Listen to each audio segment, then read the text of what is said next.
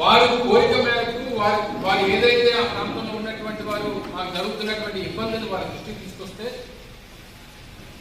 దాన్ని అడ్డుకోవాలనేటువంటి ప్రయత్నం జరిగితే మాకు అడ్డొచ్చినటువంటి వారిని ఎవరినైనా నిర్మూలిస్తాం. ఇది మా తెలుగుదేశం పార్టీకి సంబంధించినటువంటి ఒక విధానం. మమ్మల్ని ప్రశ్నించినటువంటి వారిని ఎవరినైనా భూమి మీద లేకుండా చేస్తామనేటువంటి పద్ధతి గడిచినటువంటి 24 మాసాలుగా ఈ రాష్ట్రంలో తెలుగుదేశం పార్టీ అధికారంలో వచ్చినటువంటి సందర్భంలో ఈ రెడ్ బుక్ రాజ్యాంగం అనేటువంటిది నడుస్తాం. ఒక్క తెలుగుదేశం పార్టీ ఈ 24 మాసాల్లో వైఎస్ఆర్ కాంగ్రెస్ పార్టీ నాయకుడిని దాదాపు 21 మందిని చంపేశారు. నడి రోడ్డు మీద నరికేశారు.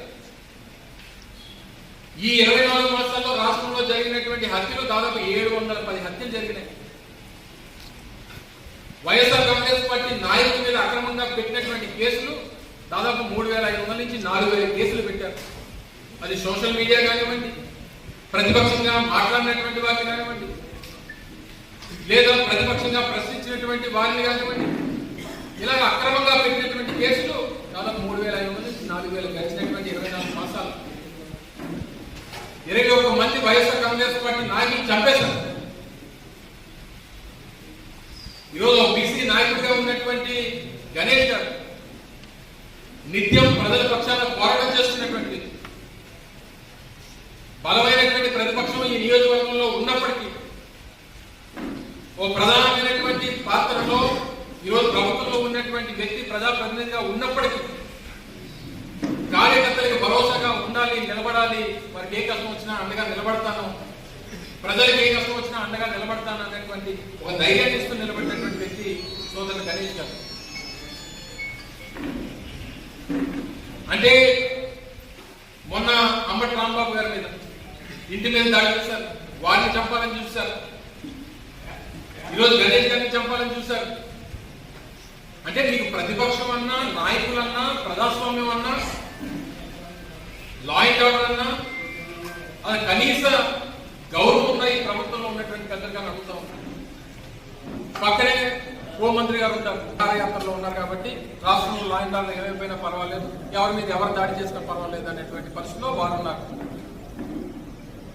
ముఖ్యమంత్రి గారికి అయితే అసలు రాష్ట్రం ఏమైపోయినా పట్టదు, మా నాయకులు ఏం చేస్తే అదే రాజ్యాంగం అనేటువంటి విధానంలో ముఖ్యమంత్రి గారు ఉన్నారు. గతంలో ఎప్పుడన్నా ఈ ఉత్తరాంధ్ర ప్రాంతంలో ఇటువంటి సంస్కృతి లేదు.